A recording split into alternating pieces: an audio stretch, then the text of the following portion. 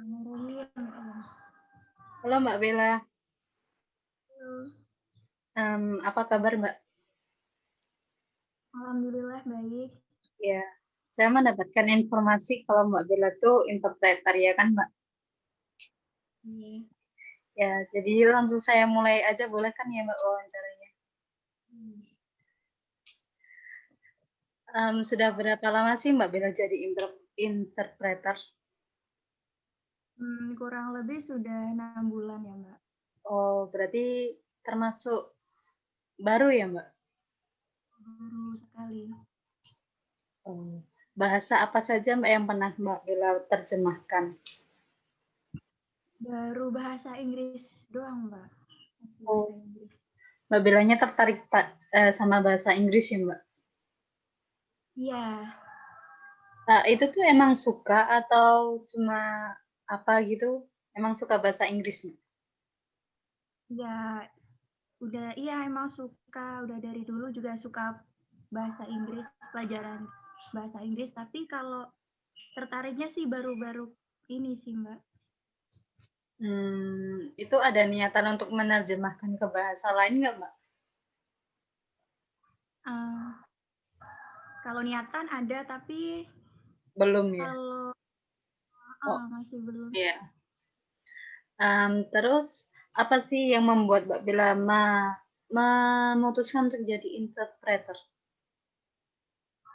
Sebenarnya itu karena hobi sih, Mbak. Hobi aja. Oh, Untuk mengisi. Mbak Bella hobinya menerjemahkan ya, Mbak? Iya. Itu Mbak Bella juga menerjemahkan yang tertulis atau cuma yang ini, Mbak, oral gitu? Dua-duanya sih, Mbak. Oh, dua-duanya. Keren ya, Mbak? Alhamdulillah. Itu Mbak Bella sudah melatih bidang-bidang apa aja, Mbak? Hmm, Kalau sejauh ini sih saya belum melatih ke bidang-bidang tertentu. Tapi kalau pengalaman saya masih belajar menginterpretasi topik-topik umum dan masih mudah untuk dipelajari dulu sih, Mbak. Mudah umum itu contohnya yang kayak apa, Mbak? Misalnya tourism, Mbak. Terus jadi tuh saya kayak jadi tour guide. Nah, misalkan ada tamu dari luar negeri itu, kalau misalkan mereka ingin mengunjungi ke suatu tempat objek wisata dan dipandu oleh pihak wisata, kan pastinya pihak wisata tersebut akan memberikan informasi mengenai tempat wisata itu. Nah, saya akan menerjemahkan apa yang disampaikan oleh pihak wisata tersebut ke para tamu itu sih. Oh, berarti Mbak Bella itu membantu untuk membuat komunikasi antara pemandu wisata sama tamunya itu berjalan lancar gitu ya, Mbak? Seperti itu. Oke. Terus kalau menurut Mbak Bella itu saat melakukan interpreting itu apa saja sih Mbak yang harus dilakukan? Kalau menurut saya itu kita harus fokus terlebih dahulu. Karena kalau misalkan kita tidak fokus, nanti informasi yang akan kita sampaikan nantinya tidak akan bisa secara maksimal. Seperti Oh, itu. jadi kita harus itu ya Mbak, tetap fokus dengan apa yang dikasih informasi sama narasumber itu ya Mbak. Iya. Terus kalau yang tidak boleh dilakukan saat interpreting apa aja Mbak? Kalau menurut saya hal yang tidak boleh dilakukan pada saat interpreting itu adalah gugup. Karena kalau kita gugup itu nanti dikira kita tidak kompeten.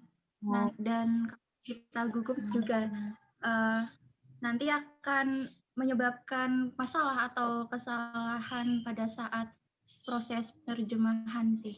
Oh iya ya Mbak, jadi nanti kalau gugup semuanya jadi kacau gitu ya Mbak, jadi buyar. Betul. Itu pernah terjadi ya Mbak sama Mbak Wila? Pernah sih. Oh belum pernah. Terus Mbak Bella tuh ngikutin pelatihan apa gitu nggak sih Mbak buat ningkatin keterampilan itu Mbak Bella? Kalau pelatihan sih enggak sih, Mbak, tapi paling saya membaca informasi terkait dengan tempat-tempat wisata itu.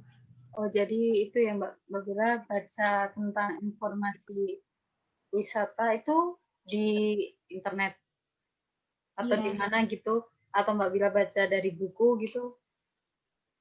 uh, paling sering sih dari internet, Mbak. Oh gitu. Terus itu dilakukan Mbak Bila sering atau kalau ada waktu aja gitu? Kalau ada waktu aja sih, Mbak. Oh iya. Sama Mbak Bila itu kalau menginterpreting, menerjemahkan setiap kata gagasan atau meringkasnya, Mbak? Kalau saya sih tiap gagasan sih, Mbak. Terus saya akan buat kesimpulan sendiri yang kurang lebih intinya sama apa Sama intinya dengan sama yang disampaikan gitu ya? oleh yang disampaikan oleh narasumber gitu. Oh, berarti kalau tiap kata itu nanti jadi kacau gitu ya, Mbak, kalau kita nerjemahin tiap kata? Oh, Aneh bisa gitu kalau bisa ditiru itu, Mbak. Sama, Mbak Bella itu nggak tertarik kah sama itu, apa, translator? gimana? Sama translator, kan itu juga sama, agak mirip sama interpreter kan ya, Mbak? Atau Mbak Bella ngelakuin Ya, dua-duanya, Mbak? enggak sih, saya interpreter aja. Oh, gitu. Terus apa sih, Mbak, yang dilakukan ketika Mbak Bella itu nerjemahin salah atau kalau enggak tahu suatu kata gitu, yang dilakukan Mbak Bella itu apa, Mbak? Kalau saya mengganti kata yang nggak saya tahu, terus nanti saya simpulin sendiri sama kata-kata yang kurang lebih intinya sama. Oh, berarti mencoba mencari kata lain atau sinonim gitu ya, Mbak? Nah, tapi yang maknanya sama. Oh. Terus Mbak Bella ini ada keinginan nggak sih Mbak jadi pekerja tetap, jadi interpreter atau cuma mau dijadiin freelancer, mau jadi freelancer aja gitu? Kalau saat ini sih freelance aja sih Mbak, soalnya interpreter ini sebagai hobi aja saat ini. Oh, berarti Mbak Bella ada itu ya Mbak, pekerjaan utama lainnya gitu. Ada. Mbak Bella itu udah kerja atau masih kuliah Mbak? Masih kuliah kok Mbak, Oh keren masih banget muda. ya Mbak, kuliah tapi jadi interpreter. Ya alhamdulillah. Oh iya, keren. Ini sih sudah ya Mbak, wawancaranya. Ya sudah tercukupi. Terima kasih ya Mbak Bella sudah memberi informasi terkait interpreting ini. Iya sama-sama Mbak. Semoga Mbak Bella ini kerjanya jadi interpreter lancar terus ada job terus gitu ya Mbak. Semoga Mbak Rani juga kuliahnya lancar ya Mbak. Amin, Mbak Bella juga ya. Terima kasih Mbak. Ya. Assalamualaikum. Sama-sama. Waalaikumsalam.